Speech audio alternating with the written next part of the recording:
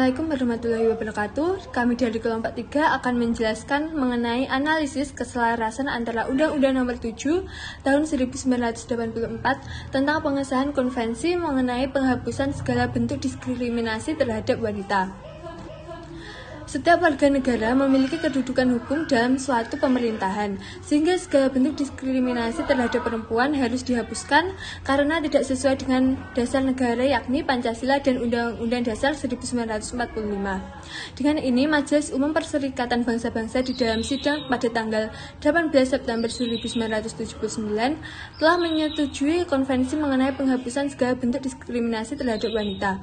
Dengan ini, berdasarkan Undang-Undang Nomor 7 Tahun 1984, Indonesia mengesahkan konvensi mengenai penghapusan segala bentuk diskriminasi terhadap wanita, di mana konvensi ini disahkan di Jakarta pada tanggal 24 Juli tahun 1984 pada pemerintahan Presiden Soeharto.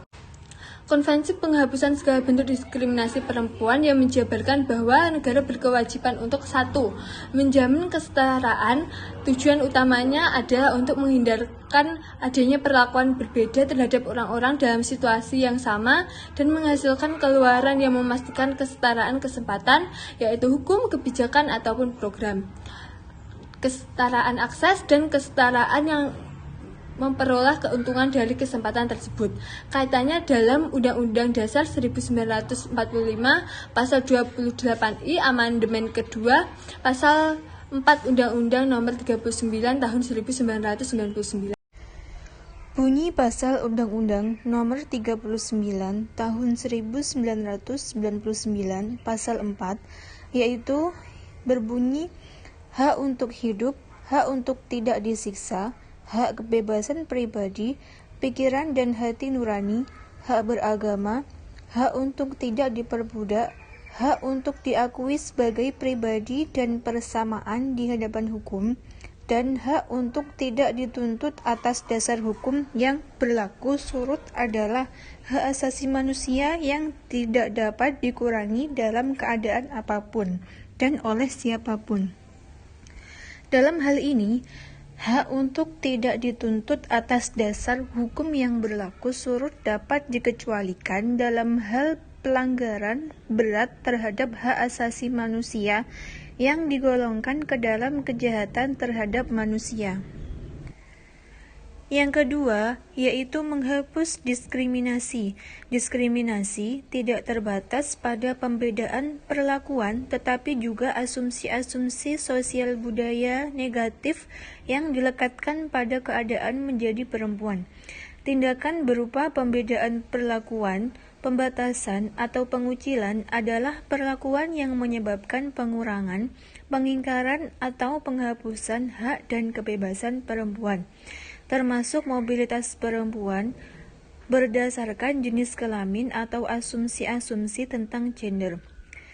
Pasal 28 ayat 1 atau amandemen kedua berbunyi, setiap orang berhak bebas dari perlakuan yang bersifat diskriminatif atas dasar apapun dan berhak mendapatkan perlindungan terhadap perlakuan yang bersifat diskriminatif itu. Konvensi mengenai penghapusan segala bentuk diskriminasi terhadap perempuan. Terkait dengan diskriminasi, lebih jelasnya terdapat dalam bagian 2, yaitu mulai pasal 7 yang membahas penghapusan diskriminasi terhadap perempuan dalam kehidupan politik dan kehidupan kemasyarakatan negara. Pasal 8 tentang kesempatan perempuan dalam mewakili pemerintah dalam tingkat internasional dan ikut berpartisipasi dalam organisasi internasional. Pasal 9 tentang perlindungan status kewarganegaraan. Pasal 10 tentang persamaan hak untuk mendapatkan pendidikan. Pasal 11 tentang hal pekerjaan. Pasal 12 tentang bidang kesehatan. Pasal 13 tentang bidang ekonomi, sosial. Pasal 15 terkait dengan kesetaraan di hadapan hukum. Pasal 16 tentang upaya khusus dalam setiap masalah hubungan perkawinan dan keluarga. Dan keseluruhan dari pasal ini didebatkan dalam rangka memastikan persamaan hak antara laki-laki dengan perempuan. Adapun kaitannya, yakni Penjaminan hak dalam Undang-Undang Dasar 1945 terdapat dalam pasal 27 ayat 1 dan 2, pasal 28A sampai dengan J, pasal 29 ayat 2, pasal 30 ayat 1, pasal 31 ayat 1 dan 2. Dan yang ketiga, membentuk mekanisme institusional, di mana negara bertanggung jawab untuk menghormati, memenuhi, dan melindungi hak dan kebebasan perempuan. Tanggung jawab ini diwujudkan antara lain dengan menciptakan kerangka institusional yang efektif melindungi hak dan kebebasan perempuan, bahkan dari pelanggaran sekecil apapun. Di samping landasan hukum di atas, Komnas Perempuan juga menggunakan pemikiran yang dikembangkan oleh resolusi-resolusi Dewan Keamanan Perserikatan Bangsa-Bangsa atau disingkat PBB. Resolusi 1325 dalam kurung 2000 tentang perempuan dan perdamaian. Resolusi 1612 dalam kurung 2005 tentang anak dan konflik bersenjata. Resolusi 1674 dalam kurung 2006 tentang perlindungan produk sipil dalam konflik bersenjata, dan Resolusi 1820 dalam kurung 2008 tentang kekerasan seksual dalam konflik bersenjata, serta Buletin Sekjen PBB dalam kurung 2003 tentang tindakan khusus perlindungan dari eksploitasi dan penganiayaan seksual. Dokumen-dokumen tersebut meletakkan prinsip yang penting untuk perlindungan perempuan dan anak dalam konteks konflik, termasuk kewajiban setiap pihak dan berkonflik, terutama negara, untuk menyelenggarakan perlindungan bagi masyarakat sipil, khususnya bagi perempuan dan anak-anak. Implementasi dalam masyarakat. Pengakuan terhadap keberadaan perempuan memang perlu perhatian khusus. Penjaminan terkait hak pendidikan telah dilaksanakan untuk kaum perempuan dan tidak menjadi permasalahan, karena perempuan juga diberikan kesempatan yang sama dengan laki-laki dalam hal meraih pendidikan tertinggi. Pelaksanaan penyampaian pendapat dari seorang perempuan juga mendapat perlakuan yang setara dengan laki-laki.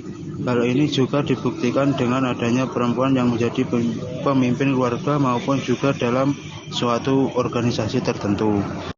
Pandemi mengakibatkan perempuan berada dalam kondisi sosial, ekonomi yang lebih buruk karena pandemi semakin memperburuk kondisi ketidaksetaraan yang telah dialami oleh perempuan, termasuk diskriminasi dan kerentangan pada kelompok-kelompok marginal lainnya, seperti kelompok penyandang disabilitas, lansia, dan mereka yang berada dalam kondisi kemiskinan ekstrim. Sebagai contoh, dampak ekonomis yang ditimbulkan oleh wabah Ebola tahun 2013-2016 di Afrika Barat meningkatkan resiko eksploitasi dan kekerasan sosial pada perempuan dan anak-anak. Hal ini tentu saja perlu diperhatikan mengingat dampak pandemi ini berada pada laki-laki dan perempuan sehingga dibutuhkan deteksi permasalahan dan penanganan yang berbeda. Identifikasi karakteristik kerentangan pada perempuan dan laki-laki, baik dalam situasi pandemi maupun sesudah pandemi, harus terus dilakukan agar kebijakan yang mampu mengurangi kerentangan tersebut dapat dibuat. Upaya ini perlu dilakukan untuk memastikan agar tidak ada seseorang pun yang tertinggal. Leave no one behind. Dalam semua bentuk respon pencegahan dan penanganan pandemi, tidak semakin memperburuk kondisi yang dialami masyarakat. Do no harm. Serta dapat bangkit kembali dari bencana pandemi dengan lebih baik. With